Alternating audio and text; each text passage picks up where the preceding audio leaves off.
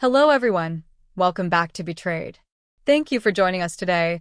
We have a brand new story to share, so let's get started. The divorce papers arrived by email while I was still stationed in the desert. 13 years of marriage, reduced to a single PDF file. My name is Nathan. I'm 42 years old and a staff sergeant with the 82nd Airborne Division. I had been deployed in Kandahar for 4 months when Becky ended everything. The subject line of the email felt like a punch. Let's be adults about this. The message itself was only 3 sentences long. She had already filed for divorce, emptied our joint bank account, and moved her new boyfriend, Jeremy, into our home in Spokane. I read the email twice, closed the laptop, took a quiet shower in the shared stall, got dressed, and started my shift without saying a word. That night, back at my bunk, I typed a one-word reply. Understood. No arguments.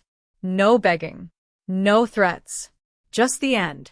Wilson, my bunkmate, sensed something had changed. "You good, man?" he asked without looking up from his book. "Yeah," I said. "Just some stuff back home." He nodded. That was it. Military guys understand. Sometimes silence says everything. Truth is, I wasn't surprised. The cracks had started 6 months before deployment, small things at first. Becky stopped asking about my day. She began working late at the dental clinic, going to the gym 3 times a week, but never really sweating. New clothes. New friends I never met. New passwords on her phone. I didn't pry or investigate. That's not who I am. But I'm not foolish either. So I took quiet steps. I rented a storage unit across town. Inside, I placed our important documents: birth certificates, our marriage license, the house deed, which was in my name only thanks to the VA loan, and all my military paperwork. I also stored my grandfather's watch, my mother's old silverware, things that truly mattered. I opened a new bank account and began discreetly transferring part of my paycheck into it. Just enough to stay under the radar, but enough to protect myself in case everything collapsed. The night before I deployed, she hugged me at the airport and said, "Stay safe, okay?" Her eyes were dry, as if she was saying goodbye to a coworker, not a husband going off to war. I should have known then. Part of me did know. But I held on to that last bit of hope. I wasn't blindsided. What Becky didn't realize was that I was prepared for this. And what she never understood, what she never truly saw, was that I don't start fights. But I always finish them. We met back in 2010 at a barbecue hosted by a friend while I was home between deployments. I was staying at Jason's place in Spokane. Becky was finishing nursing school, though she later chose to work in administration at a dental office instead. "Less stress," she said with a shrug. We got married 8 months later. She used to say she was proud of my service, but I don't think she ever really understood what it meant. Her world was different. Her dad managed a bank. Her brother worked at a pharmacy. No one in her family wore a uniform. So when she'd ask, "When are you going to get a real job?" she didn't get it. This wasn't something I was just doing to pass the time. 15 years in the Army, it was my career, my purpose. We bought a modest home in 2014, 3 bedrooms, a small yard, quiet street. The mortgage was in my name because the VA loan was mine, but I added her to the deed. That's what married couples do. They share. My father passed away a year after the wedding. His heart gave out while shoveling snow. My mother died 3 years later from lung cancer, even though she had never smoked. They left me enough to pay off Becky's student loans and gave us a financial cushion. I was deployed 4 times during our marriage, twice to Iraq, twice to Afghanistan. Each time I came home, Becky seemed more distant, like the life we built together was a costume she didn't want to wear anymore. "I didn't sign up to be a military wife," she said once when I mentioned re-enlisting for another 4 years. "I'm tired of always being alone." And I understood, I truly did. But the Army was the only place where I felt like I belonged. I was good at my job. People depended on me. Then came 2019, and the shift became impossible to ignore. It started small. Becky would snap at me when I called during her girls' nights. She talked more about her friend Melissa, the one who left her husband and was now living her best life. She began saying things like, "We don't even have anything in common anymore." I suggested counseling. She brushed it off. We're fine. It's just a phase. Then came the late nights, weekends away, unfamiliar names, new outfits, and that gym she rarely used. I should have confronted her, but I didn't. That's not how I was raised. My father taught me, think before you speak. Be sure before you act. So I watched and waited, quietly preparing, because something deep in my gut told me the storm was coming. And in this life, you learn to trust your instincts. 2 weeks after receiving the divorce email, I was sitting in the mess hall, halfway through a lukewarm tray of eggs, when my phone buzzed. A notification popped up on my phone, another withdrawal. $8,500 this time. Almost everything that was left. I set down my fork, opened the banking app, and stared. Our joint account showed just $212.37. Our savings, $47,000. Money saved through years of discipline and sacrifice was gone. Transferred to an account I didn't recognize. Murphy glanced at me from across the table. Bad news. I locked my phone. Nah, just some account stuff. That night, I called the bank from the base phone center. The representative told me Becky had been moving money for weeks. Small amounts at first, then larger transfers. The big withdrawals started the day after I deployed. I hung up the phone and stood in the hallway, staring blankly as the world moved on around me. Other soldiers were laughing, FaceTiming their kids, chatting with wives and parents. Life continued for them. For me, it was falling apart. Wilson found me there. Heard from Alvarez, he said. You look like you saw a ghost at dinner. What's going on? I'm not usually one to open up. But Wilson had once pulled me out of the line of fire in Kandahar. I owed him more than silence. My wife drained our accounts, I said. She moved her boyfriend into our house. Filed for divorce while I was out on patrol. He didn't give me the usual pity talk. No, I'm sorry, or you'll bounce back, or she didn't deserve you. Just one quiet, direct question. What's your plan? Not sure yet, I admitted. He nodded. Let me know if you need anything. That night, sleep wasn't happening. I opened my laptop and logged into the home security system, something Becky probably forgot I could still access. And there it was. A strange truck in the driveway. A man I didn't know walking our dog, sipping from my coffee mug, wearing my Seahawks sweatshirt. Becky was laughing in the kitchen I had remodeled with my own hands. Every tile, every cabinet, laid during my last leave. Something inside me changed. Not anger, not sadness. Something colder, sharper, like a switch flipping. I closed the laptop, grabbed my phone, and started making a list. Called James, my old army buddy turned lawyer. Review VA loan terms. Contact Master Sergeant about emergency leave. Find the refinance paperwork Becky mentioned last year. Check the security on my pension accounts. I didn't feel heartbroken. I didn't feel betrayed. I felt focused, like I was preparing for a mission. No emotion. Just execution. At 0500 before my shift, I emailed James.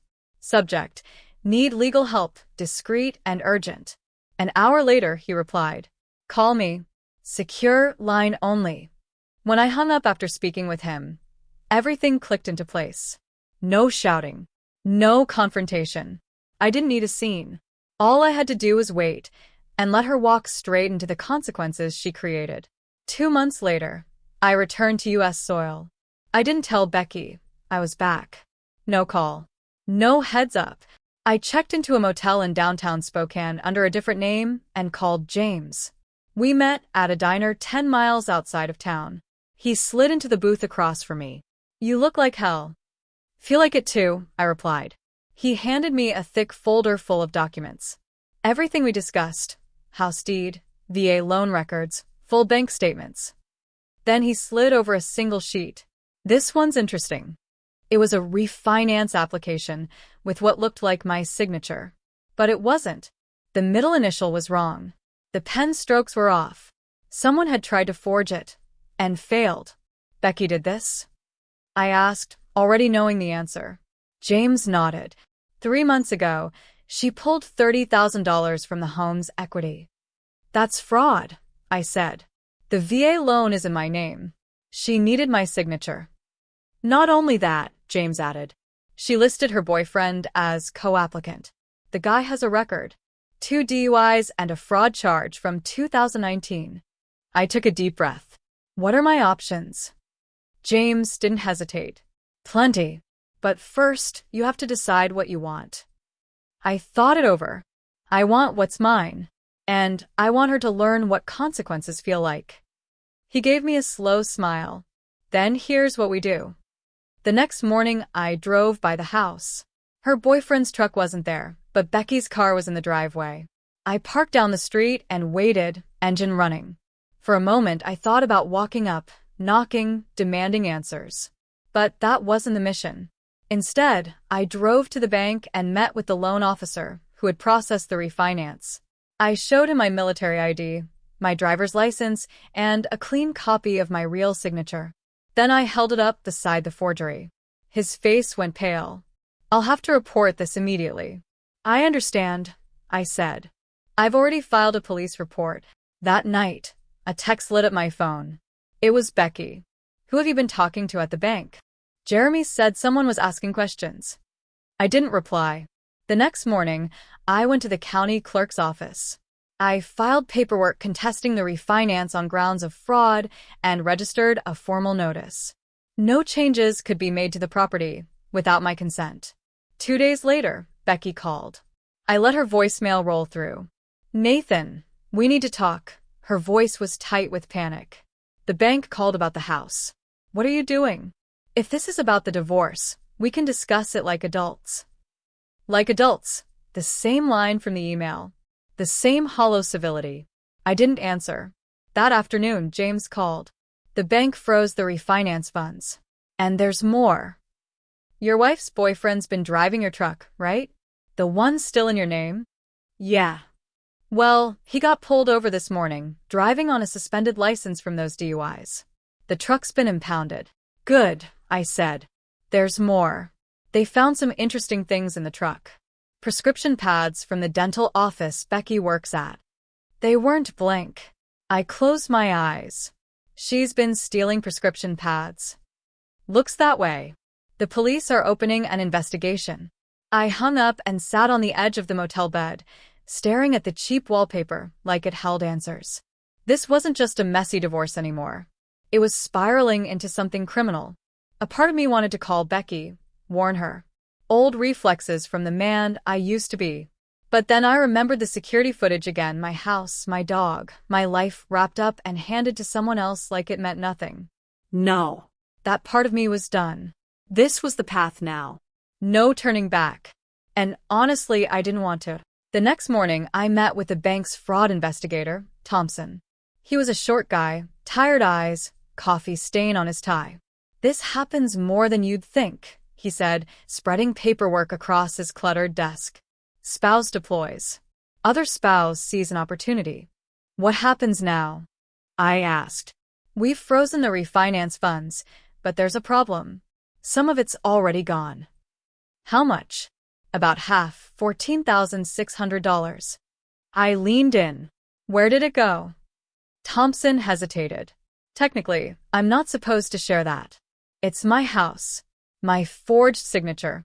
My stolen money. Thompson stared at me for a long second, then nodded and turned his monitor toward me. These are the outgoing transfers. I scanned the list.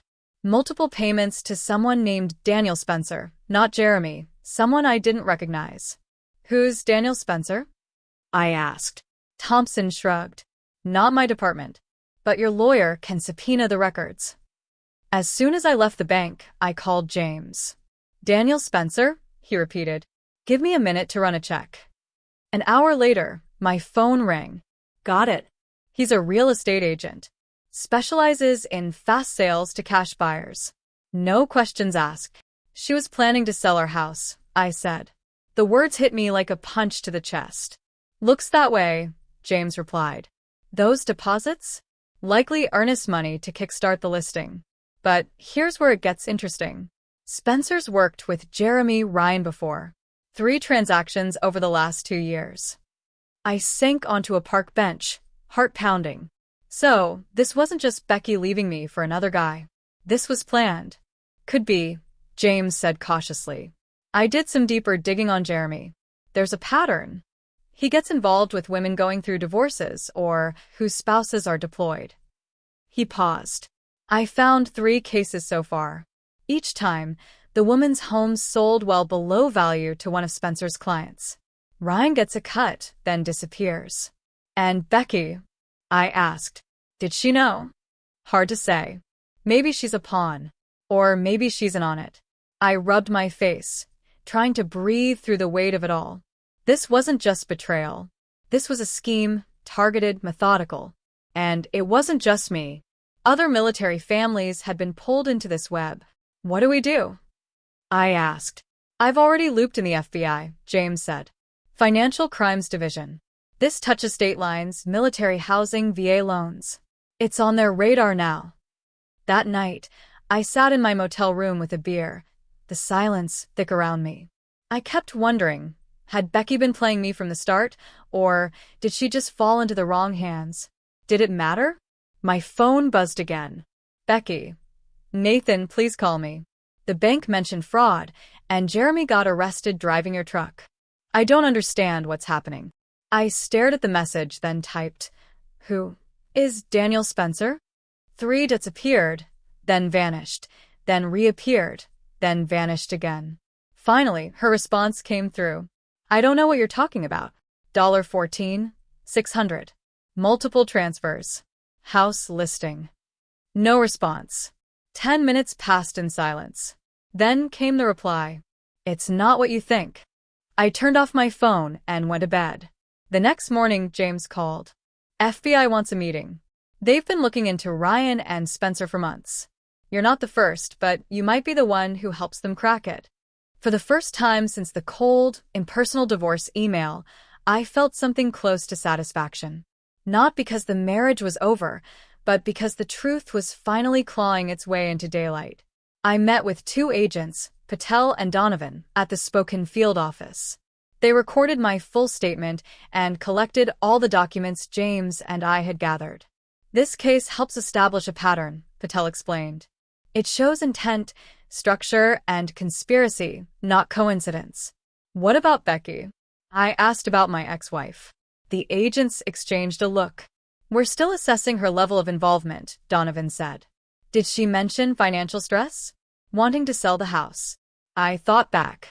She kept saying we were house poor. Pushed the idea of downsizing. Patel made a note. When did that start? He asked.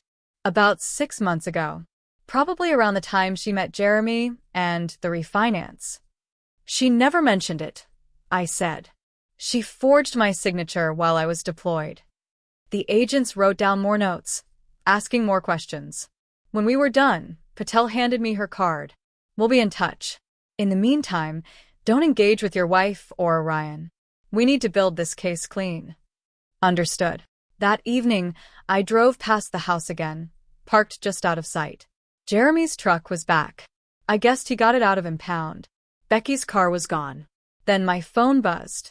It was a text from her. We need to talk in person. Meet me at Riverfront Park tomorrow. I'll call you in the morning.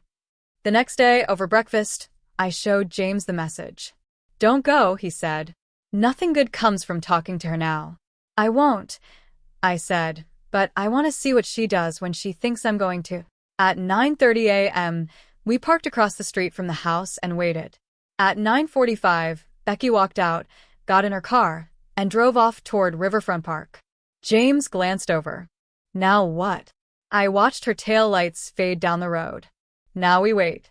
20 minutes later, a car pulled up with a real estate logo on the door. Daniel Spencer. Jeremy stepped outside to greet him. They chatted in the driveway before disappearing into the house. Should we follow them? James asked. I shook my head. No need. I installed cameras last year inside and out. Everything uploads to the cloud. James raised an eyebrow. You didn't mention that before. Never came up, I said, pulling out my phone. I opened the security app and showed him. There they were, Spencer and Jeremy, in the living room. Spencer was snapping photos. Jeremy was pointing things out like it was already his. I tapped the volume icon. They should list by the end of the week, Spencer said. Got a buyer lined up. Cash, as usual. How much? Jeremy asked. $420. We list at $470. They offer $420. Everybody's happy. What about the husband? Becky says he's causing trouble. Spencer waved it off. Military guys are all the same. They make noise, but they've got deployments, responsibilities. He'll settle just to make it go away. I glanced at James. You getting this? He was already recording. Every word. I forwarded access to the live feed to Agent Patel, adding a simple message. Happening now. Half an hour later, unmarked SUVs rolled into the neighborhood, flanked by FBI vehicles. We watched as agents surrounded the house and led Spencer and Jeremy out in cuffs. My phone rang. It was Agent Patel. We got them on tape discussing the fraud scheme. That's conspiracy. Wire fraud. Attempted sale of property under false pretenses. You'll need a formal statement. Yes, I said. And Mr. Briggs, your wife just showed up at the scene. She's distressed. I looked down the block. Becky stood frozen on the lawn, her hands over her mouth, eyes wide as agents moved in and out of the house, carrying boxes of paperwork. What happens to her? I asked. That depends, Patel said, on what she knew and on what you want. I stared at Becky from a distance.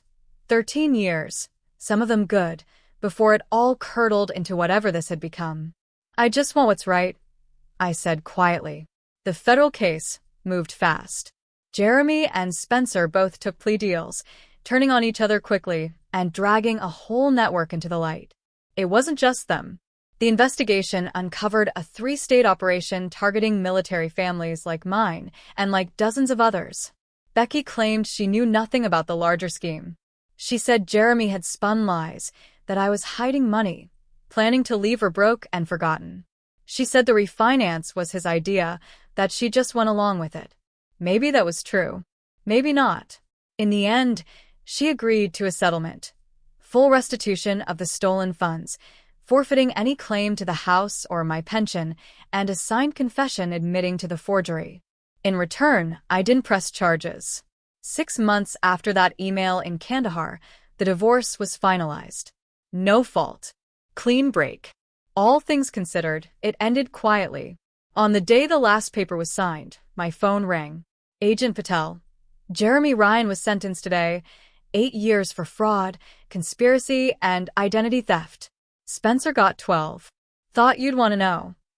Thank you, I said. There's more, she added. We found evidence they did this to 11 other military families. Your case helped us connect the dots. Help them get their money back. After we hung up, I sat on the porch of my rental apartment, watching the sun sink behind the trees. I thought about those other families, other men who'd gone off to war, believing their homes, marriages, and lives would be waiting for them when they returned. I hadn't set out to take down a criminal ring. I just wanted what was mine. But sometimes, the fight you never asked for leads to something bigger than you imagined. My phone buzzed. A text from Becky. I never meant for things to end this way. I didn't reply. There was nothing left to say. A year later, I sold a house. I couldn't bear to stay. Too many ghosts in the walls. Too much loss soaked into the foundation. I used the money to buy a small cabin outside Missoula. 2 bedrooms, 10 acres, a creek in the back, and no neighbors for miles. I took early retirement from the Army. 20 years was enough. I'd given all I had. I got a dog, a German Shepherd named Scout. Started doing carpentry work for people around town, fixing porches, building shelves. Nothing fancy, but it kept my hands moving. My pension covered the rest. Sometimes I wondered about Becky, where she landed, who she'd become. James said she'd moved back to Oregon, working at another dental office, starting over maybe. I didn't hate her anymore. Didn't feel much of anything. She made her choices. I made mine. One evening, I got a letter from a woman in Fort Worth. Her husband had been deployed when Jeremy and Spencer tried the same scheme on her. The FBI had given her my name. You don't know me, she wrote, but you saved our home. Thank you for fighting back when it would have been easier to walk away. I read it twice, then pinned it to my fridge. And on the days when the silence felt too loud, when the memories crept back, I'd look at that letter and remember that something good had come out of all of it. Last I heard, Jeremy and Spencer were still locked up. The system, for once, had worked. And me? I was still here, still building something honest, something no one could forge, steal, or lie their way into.